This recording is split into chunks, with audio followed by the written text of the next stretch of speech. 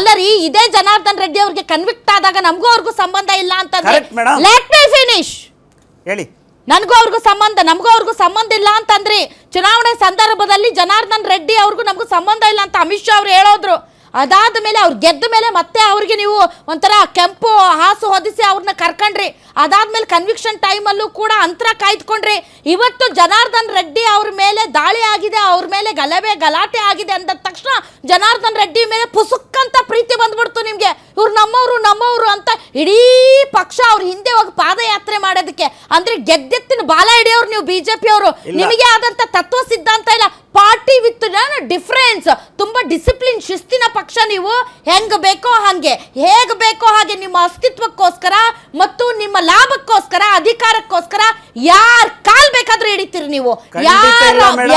ಯಾರ ಏನು ಪರಿಸ್ಥಿತಿಯ ಲಾಭ ಮಾಡ್ಕೊಳಕ್ಕೂ ನೀವು ರೆಡಿ ಆಗಿರ್ತೀರಾ, ಹೌದಲ್ವಾ? ಇಲ್ಲ,